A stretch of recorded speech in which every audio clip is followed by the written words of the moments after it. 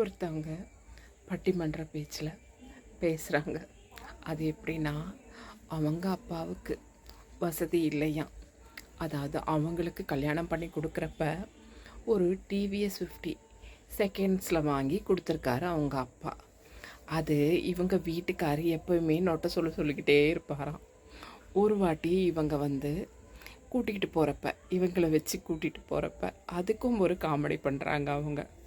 நான் இப்போ தான் பெருத்திருக்கேன், முதலெல்லாம் இப்படி இல்லை, சிக்குன்னு சிறுத்தை குட்டி மாதிரி இருப்பேன், சிக்குன்னு சிம்ரன் மாதிரி இருப்பேன், இந்த மாதிரியெல்லாம் பேசிட்டு அந்த டிவிஎஸ் 50 25 தான் போகும். ஆனால் என்னைய வச்சுட்டு வேற எங்கள் வீட்டுக்காரர் ஓட்டுறாரு. அப்போ ஓட்டிக்கிட்டு போகப்ப எருமை மாடு கூட்டம், அந்த ஒரு குக்கிராமம், அந்த கிராமத்தில் இவங்க போகிறப்ப எருமை மாடு கூட்டம் வந்துடுச்சு. உடனே அவங்க வீட்டுக்காரர் கொஞ்சம் நக்கல் பிடிச்சவர் இல்லையா, அவர் என்ன பண்ணியிருக்காரு, என்னடி உங்கள் சொந்தங்கள்லாம் இப்படி போயிட்டு கிடக்கு, மாடு மாதிரி போயிட்டுருக்கு பாரு, எருமை மாடுக்கிட்ட எருமை மாடு மாதிரி போயிட்டுருக்குன்னா எப்படி, எருமை மாடு அப்படித்தான் போகும், அதனால தான் அது எருமை மாடு.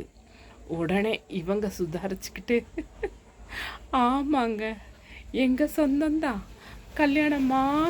கல்யாணமான பிறகு வந்த சொந்தம், அதோ போகிறாங்க பாருங்கள் எங்கள் மாமியார், அவங்க தான் எங்கள் நாத்தனார், அவங்க எங்கள் கொழுந்தை, அவங்க கொழுந்தியா, இவன் எங்கள் நாத்தனாருக்கு மாமா அப்படின்னு அப்படியே உறவு முறையை சொல்லி ஒரு எருமை மாடையும் சொல்கிறாங்களாம்.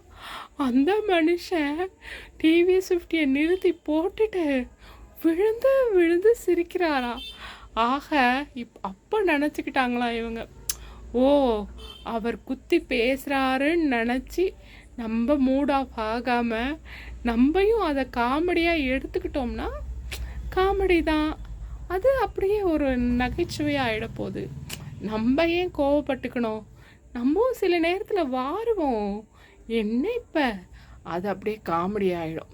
கவிஞர் தாமரை ஒரு புக்கில் எழுதியிருக்காரு ஒரு கவிதை.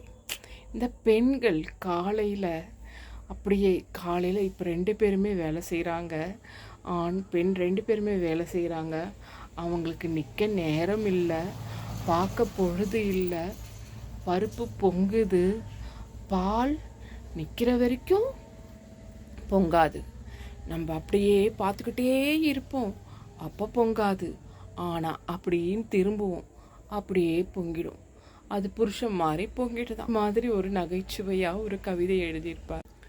லைக் பண்ணுங்கள், ஷேர் பண்ணுங்கள்,